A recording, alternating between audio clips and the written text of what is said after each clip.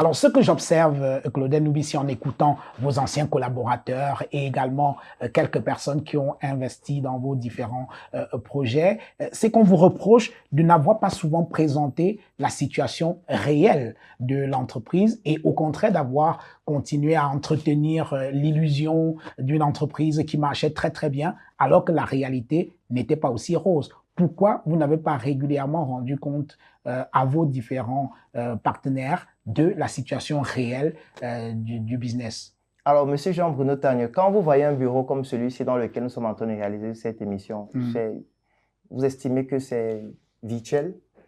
C'est une réalité. Quand vous voyez, par exemple, dans un quand vous voyez immeuble, notre boutique que nous avons ouverte au plus prestigieux centre commercial de la capitale SM, vous trouvez que c'est virtuel? Quand vous voyez nos différentes marques, Njoka et tout le reste, vous pensez que c'est virtuel? En fait, pour dire quoi? Pour dire qu'il ne faut pas qu'on fasse d'amalgame. Moi, je l'ai dit, chaque année, avec nos investisseurs et nos actionnaires, nous organisons en moyenne 2 assemblées générales. L'assemblée générale veut dire que c'est le moment pour pouvoir présenter le bilan de ce qu'on fait, les preuves de ce qu'on dit, basé sur des documents avec nos collaborateurs. Je peux comprendre ces anciens collaborateurs. Je pense que M. Jean-Bruno Tagne a déjà eu des copines avant avec qui vous vous êtes séparés. Ça ne veut pas pour autant dire qu'on va entrer dans la guerre ou dans l'animosité. Moi, je respecte ça dépend les personnes. de comment on se sépare. Hein? Non, moi, en tout cas, moi, ça ne fait pas partie de mon éducation. Oui. Moi, je pense avoir eu une très belle éducation de mes parents, notamment de ma mère et de mon père, qui m'interdit de pouvoir venir dire du n'importe quoi des personnes avec qui on a eu à passer de très bons moments. Ces collaborateurs dont vous parlez... Oui, mais il y a une ancienne collaboratrice qui s'offusque que vous ayez parlé d'elle comme faisant partie de ceux qui ont détourné les fonds de cette entreprise. Monsieur Jean-Bruno Tagne, dans la vidéo que j'ai adressée à nos investisseurs et à nos actionnaires, j'insiste dessus, en disant qu'elle a été adressée à nos investisseurs et à nos actionnaires. On dit que le Cameroun, il faudrait qu'on puisse installer la transparence. Il faudrait qu'on puisse être clair dans ce qu'on fait. Il faudrait qu'on puisse dénoncer ce qui ne se passe pas bien. Je pense qu'un lanceur d'alerte, son principal travail, c'est la dénonciation. Moi, en tant que manager, en tant que chef d'entreprise, j'ai fait un bilan de ce qui s'est passé dans notre entreprise. Nous avons fait des audits avec des cabinets spécialisés. Nous avons sorti des résultats. Nous avons des faits. Et je suis donc allé présenter la situation à nos investisseurs et à nos actionnaires en leur disant, parmi nos collaborateurs, il y a certains qui ne se sont pas bien comportés. Et dans cette vidéo, je le dis, parce que la vidéo, elle est disponible chez nos actionnaires et nos investisseurs. Je le dis, si ces collaborateurs estiment que je les ai diffamés, je leur donne l'autorisation de me porter plainte. Parce que s'ils me portent plainte, là, je viendrai avec les preuves. Je viendrai avec les documents. Je viendrai avec les audits. Je viendrai avec tous les éléments qui permettent de pouvoir soutenir mes allégations. Mais je n'ai pas voulu le faire pour une raison qui est simple.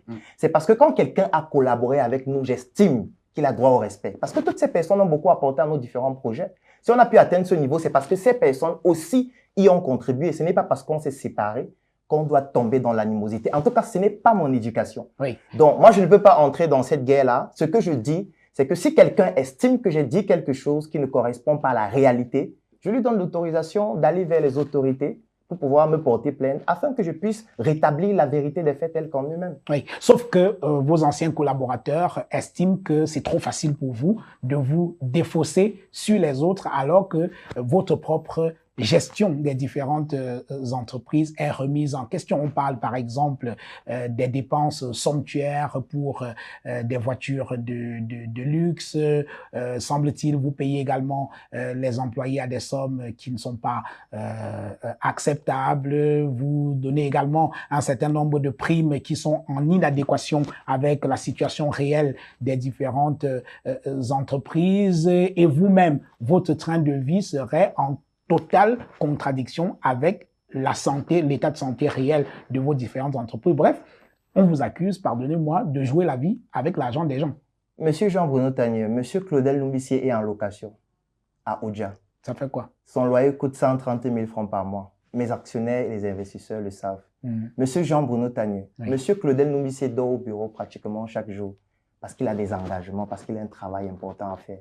Monsieur Jean-Bruno Tagne, Monsieur Claudel Loubissi propose des produits et des services d'une qualité très importante. Quand vous voyez une marque comme celle-ci, qui a gagné un prix prestigieux dernièrement, que j'ai tenu à présenter ici, c'est certainement l'un des prix les plus prestigieux en Afrique pour une marque qui a moins de 2 ans. C'est parce que nous avons un travail de fond que nous faisons afin de pouvoir atteindre ce niveau. Lorsque vous regardez notre boutique située à Place Wada, quand vous regardez la qualité des finitions, nous avons fait tout un reportage pour pouvoir présenter ces travaux. Ça veut dire que nous devons pouvoir nous mettre dans notre manière d'être à la hauteur du type de client que nous souhaitons toucher. Vous vous imaginez d'entrer dans une boutique de luxe et voir que la personne qui vous propose ces produits ressemble à un clochard?